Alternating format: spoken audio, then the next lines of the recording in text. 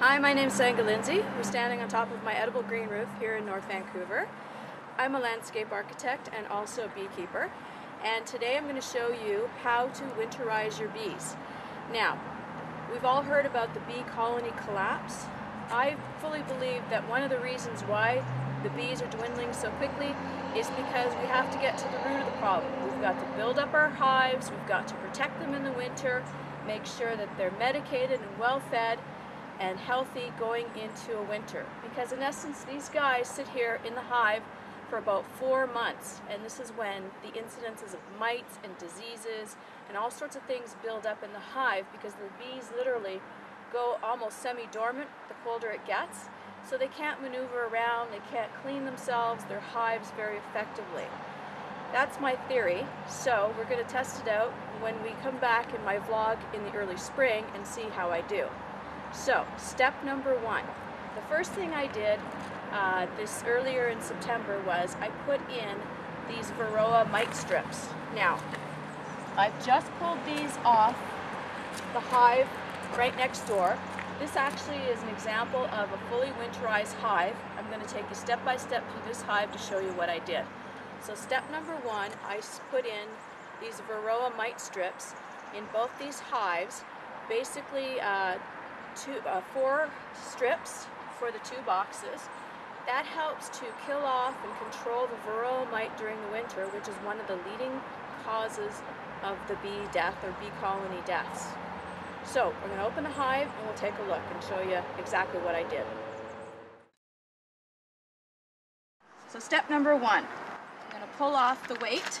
Weights are always good on top of your lid to keep the lid from flying off in windy weather.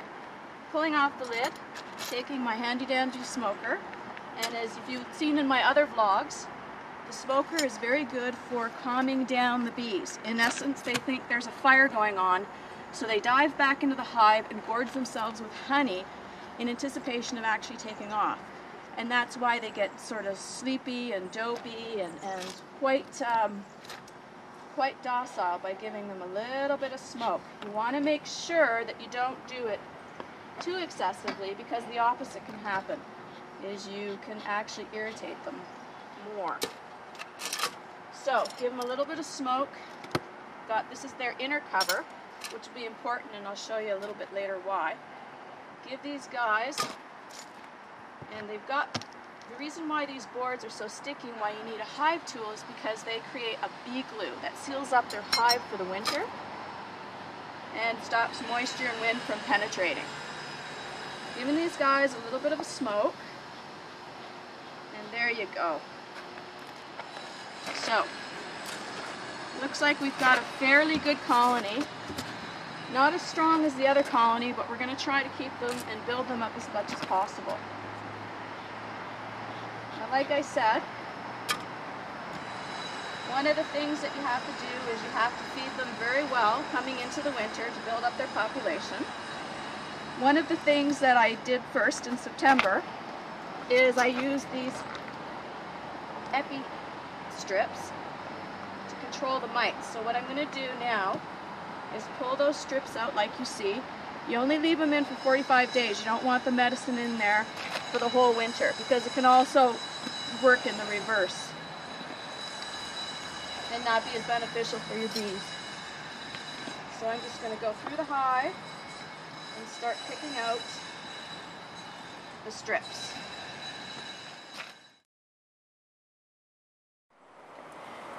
Step number 2, you need to give your bees some sugar water and also some protein source. So with our first dose, or actually I've been feeding these guys sugar water, a 2-to-1 compilation of granulated sugar and water, melted it into a syrup, a very, very thick syrup. This helps to supplement their feed from when they've been out collecting nectar. And what this is important in the fall is that bees can get a disease called nosema, which is sort of like dysentery is a typical symptom of it, where you'll see brown splatters of literally bee poop all over the front of the hive. It's a gut disease. So it's very important, especially in cold, wet climates like Vancouver, to make sure they get their medicine for nosema. So you need to check with your local supply store or your Agricultural Canada or wherever you happen to be to get the right kind of medicine. Mix it in with the syrup, and what I have is an internal frame feeder here. It replaces one of the bee frames. It holds approximately 4 liters of sugar syrup. All I do is simply pour the syrup into the frame feeder. I have a wooden float in the frame feeder so that the bees have something to sit on while they're drinking so they don't drown. Very important, you want to make sure they go into the season with this medicine, as well as your mite strips. So that's step number 2. I'm going to show you step number 3, and that's simply this. Going into the winter, you want to make sure you supplement their food with some protein sources. This I was actually in the hive already. It's half eaten. This is a pollen patty. Gives them a good source of protein. All you do is simply lay the patty down on top of the frame, and the bees will eat it over time. And you'll know that they've already finished eating the pollen patty when you see all the bits of paper that they've pulled out of the hive later on. So this hive will go through about a pollen patty a week. You don't want to do it too much later than November when it really gets cold, because they really start to slow down and they slow down eating. So that's step number 3. Step number 4, we're going to add some more honey supers to this hive, and I'm going to go and show you that in a sec. Your next step is to make sure they've got, in addition to some sugar water to start them off, that they've got enough of frames of honey that they've collected. Here's a whole super that I took off earlier this year and saved for them for the winter. A typical hive like this, you want to have about 5 to 6 frames at least of capped honey that they've produced. One of the things that you really need to look for is wax moth is a problem in stored honey or in honey frames. A healthy hive will be able to take care of the wax moth, but basically you just got to keep an eye out for things like webbing, like you can see here and here. That's wax moth infestation. So, because they've been sitting out in a storage, the moths have had the chance to start to develop in this frame. So what you have to do is get rid of any signs of the wax moth. It's a larva that actually burrows into the comb and starts to eat the comb, and it can have a bad effect on the bees if you don't have a strong colony. If you have a strong colony, the bees should be able to take care of any wax moth larva that does hatch and crop up. So that was the only one I saw had some wax moth on it. I'm going to give these frames to the bees for the winter for their honey. I'm just going to give them a little spray of smoke here, just to chase them back into the hive so I don't squish them. And put the honey frame on.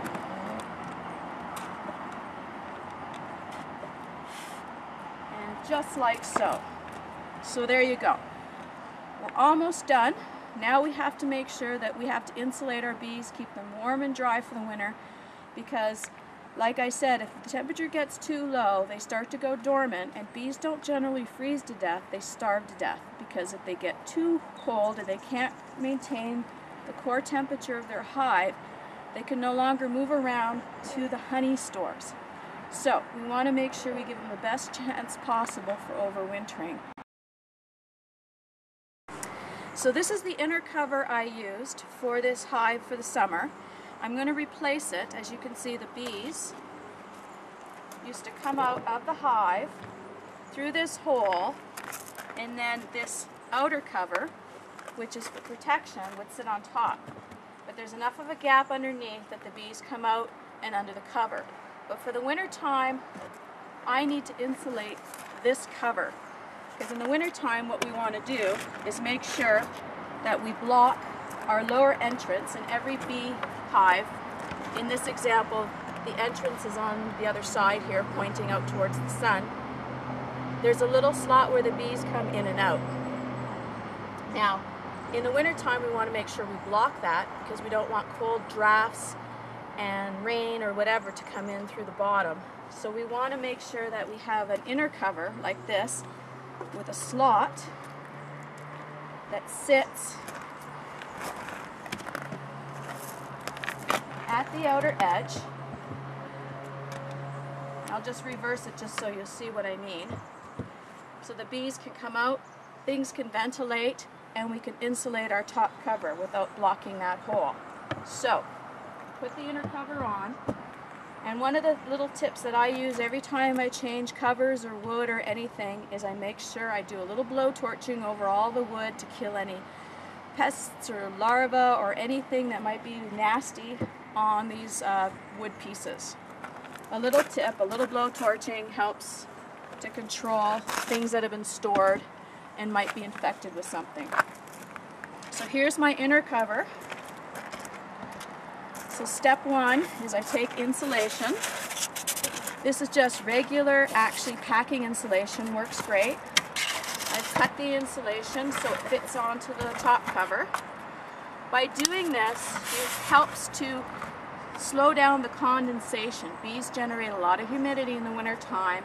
The humidity comes up, comes into this underside of this inner cover, and eventually will start dripping down and start to freeze the hive. So by insulating the top, we start to keep that hive a lot warmer, less humidity is generated by the bees. So that's the first part of insulating. Just simply put it on top like that. And that's all you really have to do for the roof piece. Okay, so the next step is this. I've taken, again, pre-cut sheets of insulation, and we'll start to tape around the sides of the hive. There's an already pre-made example of what I did. And again, if you recall, we have that top slot. Just cut a little notch out so the bees can come out during the winter so that the styrofoam doesn't block their entranceway. That's all you have to do. Give them a little bit of insulation, and then what we'll do for these two hives, we'll actually put them together so that it'll create even more warmth in between and there'll be no snow dropping between these hives. Then our final step will be our bottom, which is here. On this hive example, I've used styrofoam again to slightly tilt up the hive. Again, water condensation will still be running, so what we want it to do is run down and go forward out the entranceway during the winter time. So we've slightly caulked it up, insulated the bottom to keep our beehives warm and dry during the winter. And we'll show you our next step when we put the hives together. The next and last step is to tarp them. And here's our last step. We've got the hives together.